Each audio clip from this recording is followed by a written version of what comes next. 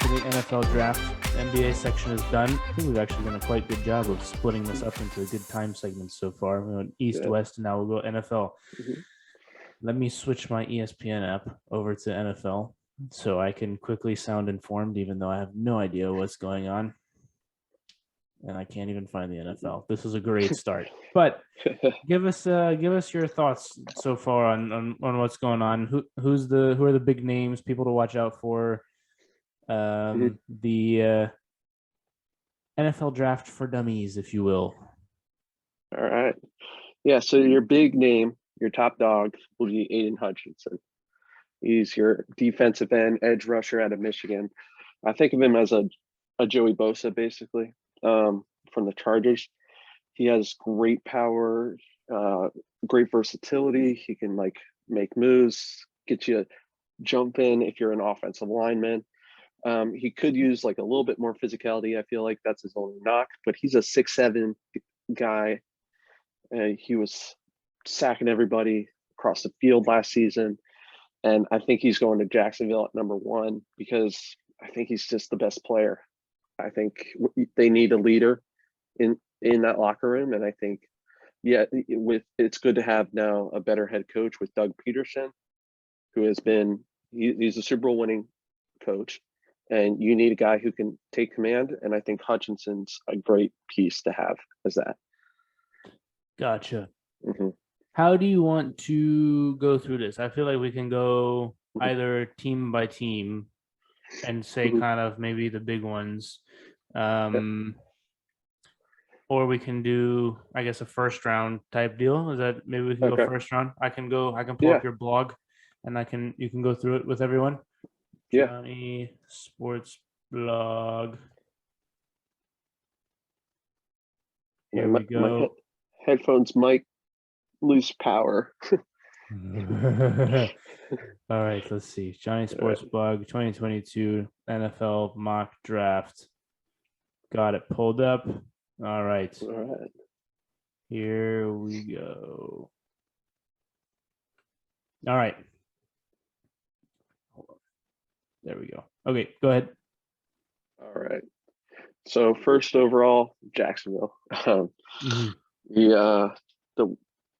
Basically the bottomless pit that keeps going, starting with Urban Meyer and their ownership. But basically, the only way to go is up, hopefully.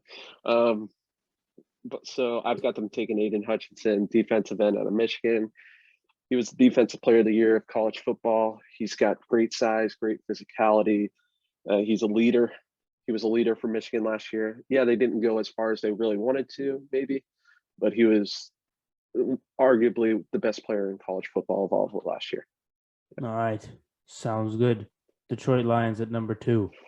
So Detroit's a little bit interesting because Detroit, they've got a young head coach who really did well last year.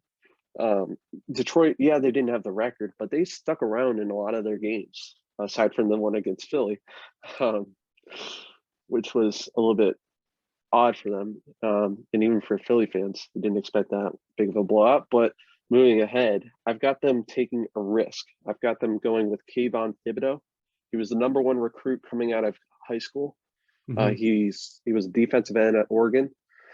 Now, the risk is there's been a few things. He's compared himself to Jadeveon Clowney, which is a little bit of it's not the best comp you want to do because Clowney was a high draft pick, kind of fell off after a little bit. He's done well. He did well last year, but not the best comp. There's been times where people have questioned his work ethic. Is he putting in 100%?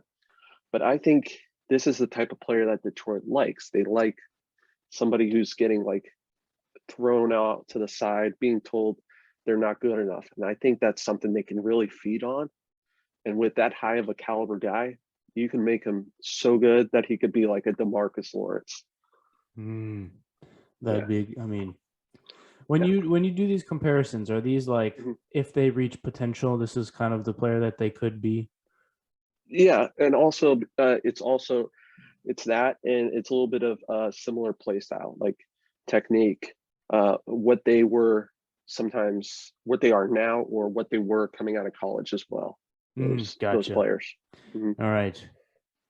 Houston Texans, number 3 pick. So as bad as Jacksonville is, Houston could be worse. Starting with their Bill O'Brien. That's a name they don't talk about, like Bruno. And so I've got them basically they need every position.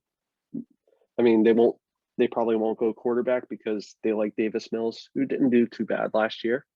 But I have them taking Evan Neal because I think adding the best tackle to pair alongside Laramie Tunsil, who they got from Miami, would really round out that line and get a good evaluation. Is Davis Mills this guy? Because you could go next year, and if they were to fall as bad as the record was this year, or even worse, and get that number 1 pick, you could be looking at Ohio State CJ Stroud at quarterback. So I think taking the best tackle is a good idea. Fair enough. Logic makes sense. All right, the Jets. So I've got them taking the Sauce, Sauce Gardner out of Cincy. I mean, who doesn't love Sauce? He's a big corner. Yeah, and that's what you need in this NFL day and age, especially with your rivals, Miami Dolphins, adding a Tyreek Hill. Yeah, you gotta have somebody who can guard him. And Sauce Gardner was the best corner in all of college football last year. He did not let up. He didn't let up any touchdowns of long distance. He was tremendous in that Alabama game. Like, I think he didn't allow any passes above like 20 yards, that sort of thing. And he's just your best corner available. And that's what they need in that Jets defense. They need something in the secondary. Fair enough. Right. How much of the draft is just taking the best player available for these teams that are bad versus fit? Yeah. So a lot of them, it is the best player available. Sometimes it was sometimes I think maybe it's a little bit of a reach, but I think it's a better scheme fit. Like, do I think the quarterbacks are honestly that good? Maybe not as much. Like, I think your best quarterback this year is Garrett Wilson, who I have going to Seattle. He's he kind of reminds me of Russ in that he can really move around the pocket, and they need somebody eventually who can take over, because Drew Lock's probably not your answer. If Denver didn't want him and couldn't do anything, there's a good chance Seattle's not going to be able to do anything with an even worse offensive line.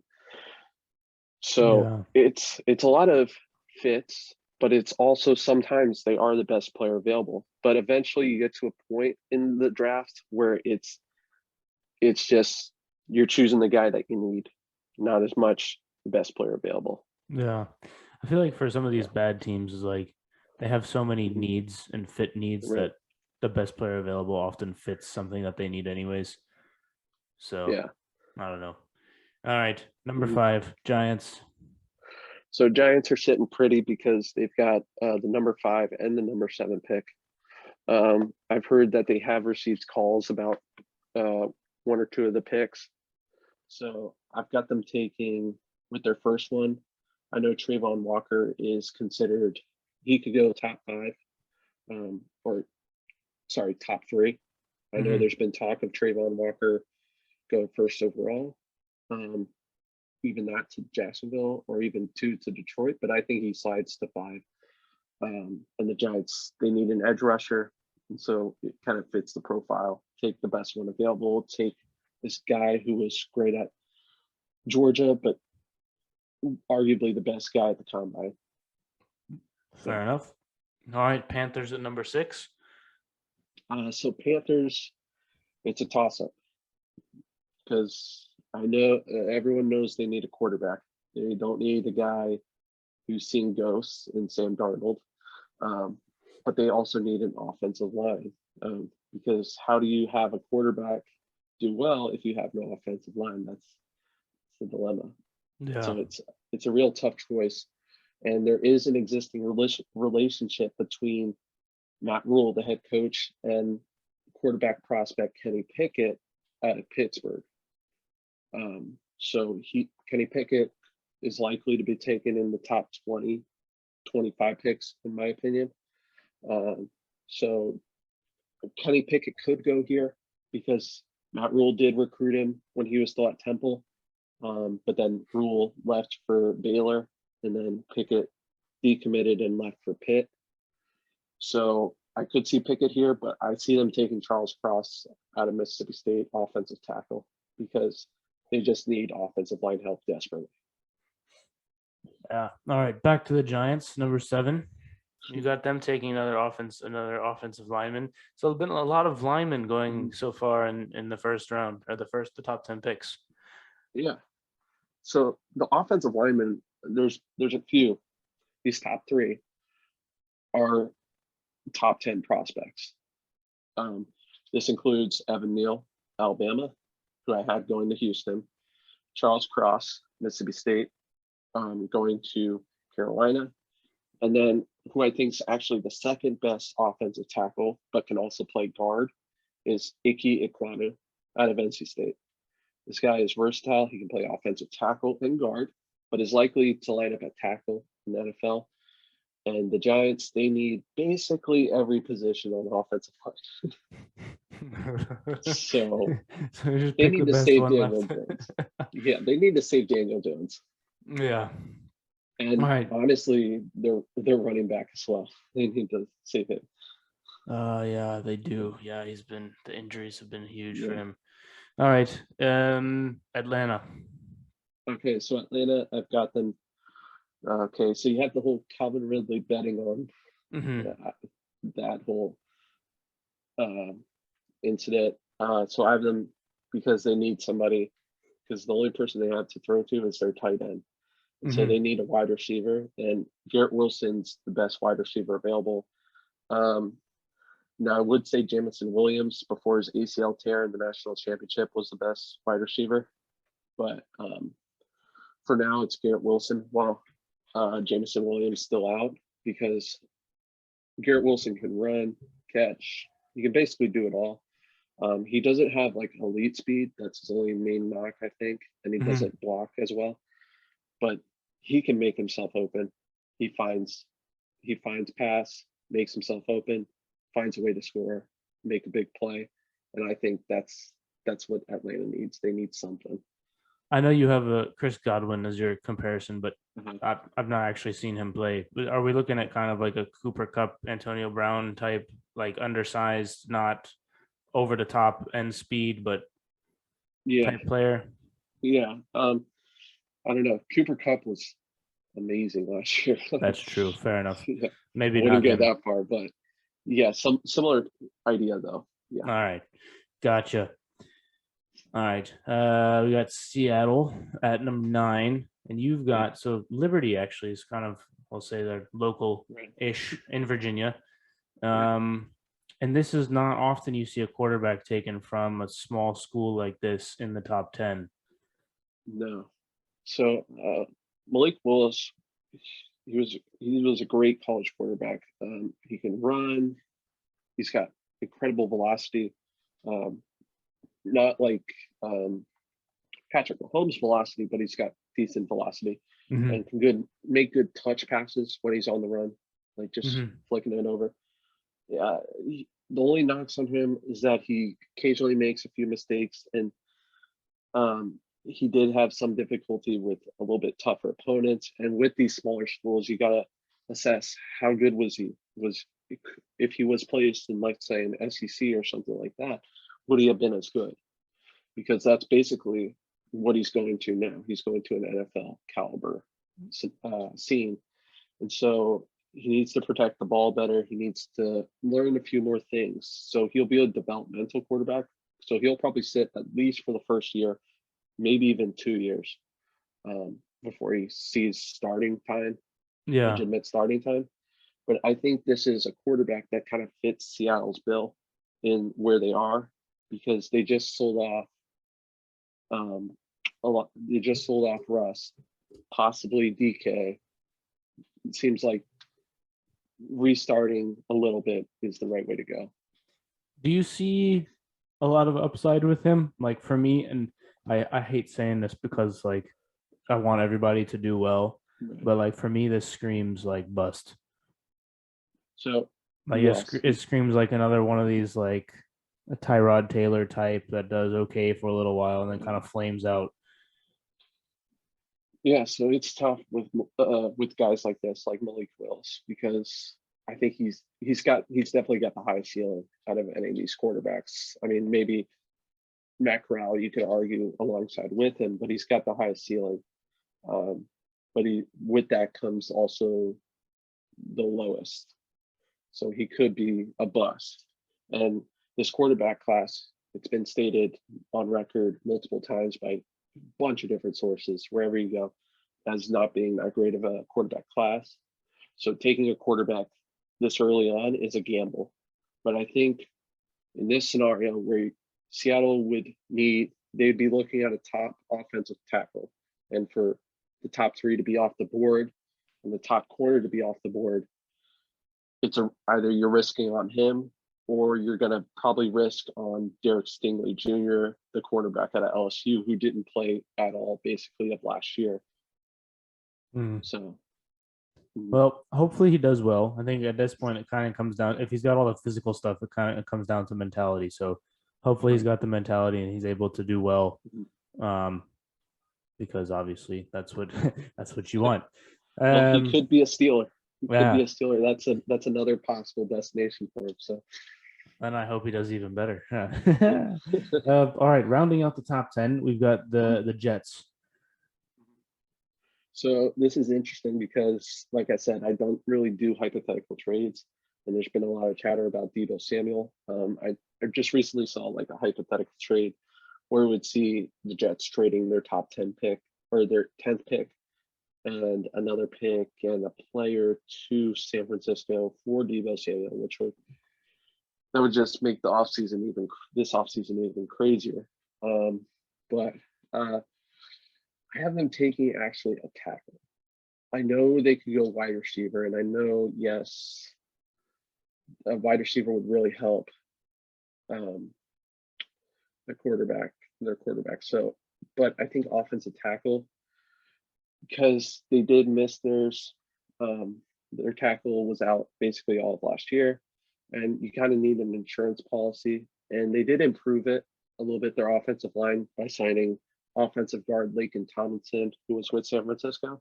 But I think just providing another offensive tackle to help beef up that line would be the best thing. And then maybe later on address wide receiver.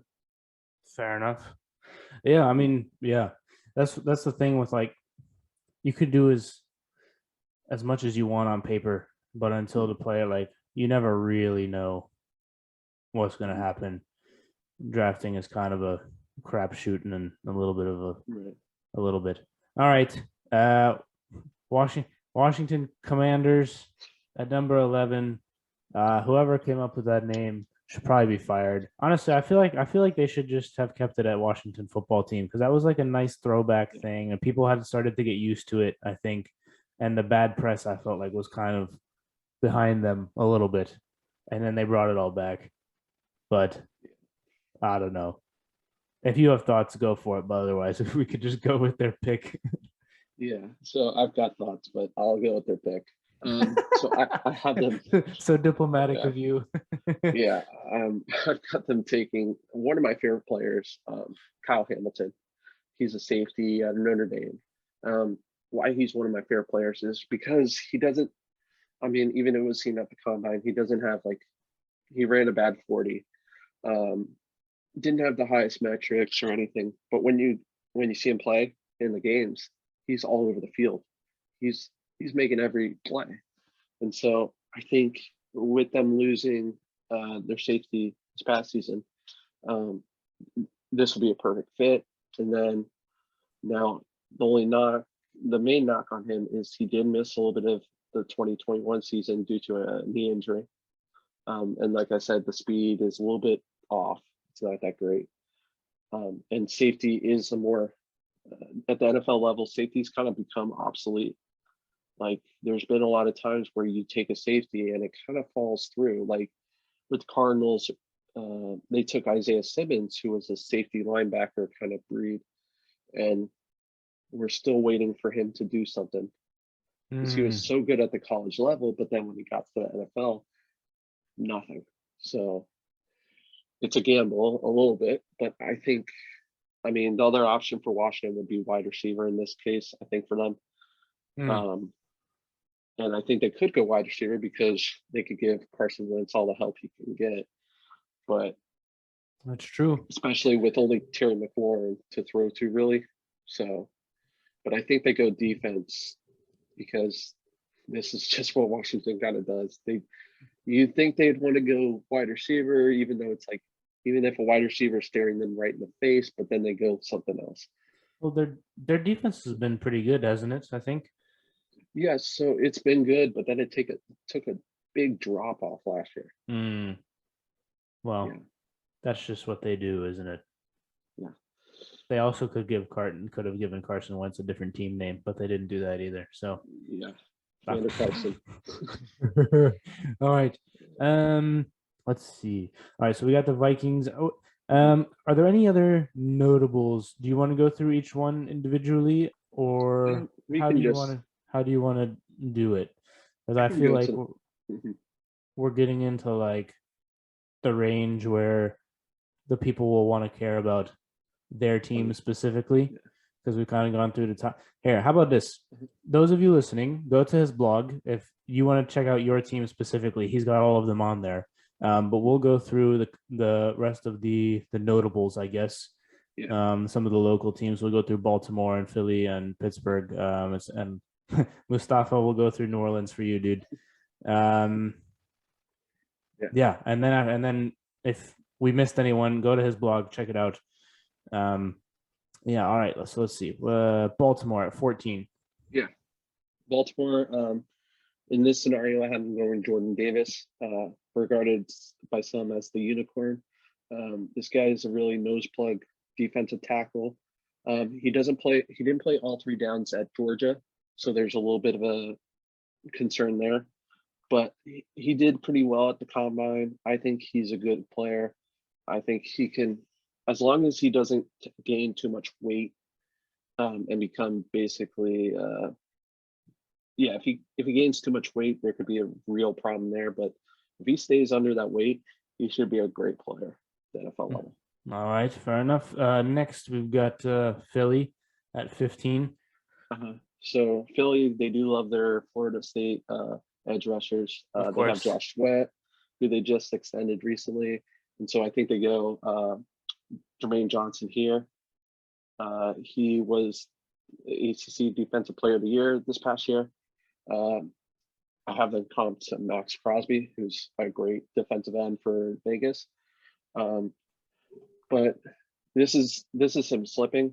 In all likelihood, he'll probably go between 15 and 10, somewhere between there. But he transferred to Florida State, came in last year, was great, played great against every team. He's got great explosiveness, and he just needs a little bit of development, especially with the containing guys with his shoulders. But other than that, great player. Sounds like a good pick. All right. New Orleans Saints is 16. Yeah. So your Saints, they've got a few things they got to address, but one is their top thing is wide receiver.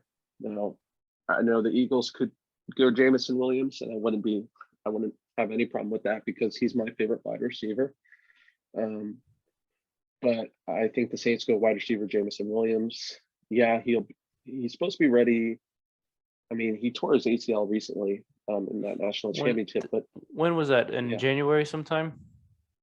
Yeah, so that was in January, but his timetable has actually been sped up. Like, he's recovering very fast. And with the ACL injuries nowadays, the timetables that they're able to get these guys back on the field is incredible. Yeah, it's closer to 6 months than a year, which it used to be the other way. Yeah, so I think he might be ready by training camp. Yeah, at least preseason, I think. If not training camp, preseason for sure. This preseason, what is August-ish? Yeah. So he'll be back in doing stuff with them before the first game for sure. Right. But he's a good deep ball threat. He can occasionally make sloppy cuts, but that's kind of his style. He does that. He does kind of goes all over the field, but he finds a way to get open. Fair enough. All right, then we go 18 and 19, Eagles and Saints again. How did you guys end up with 4 of the 5 picks? So we traded with New Orleans. Eagles traded with New Orleans. They acquired next year's first rounder from New Orleans. Gotcha. All right, so 18, Philly, you got a corner. Yeah, so Trent McDuffie, he's very fast, very athletic. He's got a little bit of short dinosaur arms. That's a main knock on him. But I think he fits the Eagles scheme well. Now, if they had their choice, they'd probably go Sauce, or even they could even go Andrew Booth Jr. here. But they're more of a cover one on third down and base coverage. They do a cover one format. And I think Trent McDuffie, he would pair well with Darius Slay. So, yeah. Fair enough. All right, Saints again, 19. So Saints here, I know they have Taysom Hill, Swiss Army knife. And I know they have Jameis Winston, who played very well when he was healthy. But if I'm the Saints, do I really think Jameis can, A, stay healthy, B, is he the long-term solution? No. And so that's why I have him taking Matt Corral. I think Matt Corral, he did get hurt, and he does have injury issues similar to Jameis, as does every quarterback. He did get hurt in that bowl game that he was playing, but he's, aside from Malik, and even with Malik, he's probably tied first for my favorite quarterback because I love his leadership and I love his pocket presence. He knows how to pick up guys if they're coming. And while he doesn't have elite skill, he knows how to command it and how to release the ball well. Fair enough. All right, 20, Pittsburgh Steelers. We need a quarterback for sure. I think this is the match. Now, if Malik Willis were to slide here, I think he'd go here if he was available. Better prospect, do you think, in your opinion, than Kenny Pickett? So immediately, no. Kenny Pickett's your best immediate quarterback. He's kind of like Mac Jones. He'll have an immediate effect. Will he have the highest ceiling come 5 years? Maybe, probably not. But he can come in definitely and do something. Now it's interesting because you just signed Mitchell Trubisky. Can he be that long-term solution? Maybe it was just a bad setting for him. Maybe it was just he needed to get out of Chicago to become that great quarterback that he was number 2 overall. So, but I think either for Steelers it'll be quarterback or offensive tackle here. Yeah, that makes sense. I would agree with that, even having watched not that much, but obviously with Ben retiring, definitely quarterback. I haven't seen Trubisky play enough to really know what version of him we'll get, because he's had flashes where he's been really good, and then other times been not so good. Hopefully the culture in the locker room, Tomlin will be able to get the best out of him, and maybe this pick will be kind of a moot point because he's still pretty young, isn't he? He's like mid-20s. Yeah, mid-20s. He just played a year in Buffalo behind Josh Allen. So true. Fair enough. All right. Any other notables that we got going down the list? Other notables in the first round. One of my favorites would probably have to be Treylon Burks and Daxton Hill. I love these two guys, and I have them both going to Kansas City, of course. Former coach Andy Reid. So Treylon Burks, I have him going 29. He's considered like 4th, 5th by most, best receiver, but I think he's the next AJ Brown. He's got good size. He's 6'3", 225. He can block downfield. He's got great length, good ball catching skills. He doesn't always play at 100% level, but I think that can change. I think he's got like a mentality where he can hit the NFL. And let's say he were to go to Kansas City, he would flourish with Patrick Mahomes. Yeah. I mean, and they need another receiver because Tyreek Hill got traded, which is still kind of insane to me. But right. And then I have him taking Daxton Hill with the next pick, another one of my favorites, because they lost Honey Badger. Yeah. He's still a free agent. I know New Orleans has been in talks with him. I know Philadelphia has been in talks with the Honey Badger, but I don't think he'll be signing before the draft. I think if he had done it, it would have been about 2 weeks ago. And since it hasn't happened since now, then I'd say he's probably going to sign after, which will make it interesting for teams because do you take a safety? Do you not? Like if you're Philadelphia and New Orleans who need one. But with Daxton Hill, I love his play style and his coverage skills at Michigan, especially this last year. Like in zone coverage, he was very good at picking up reads. Fair enough. Sounds like a good pick to me. He's a bit undersized for a safety though. Yeah. And he falls as a safety / slot corner. Gotcha. Him. So both positions, which is one of those guys with good instincts, good hands. Yeah. Gotcha. Can kind of put him anywhere. He'll do a job for you. Fair enough. All right. I think we'll wrap up the NFL draft with that.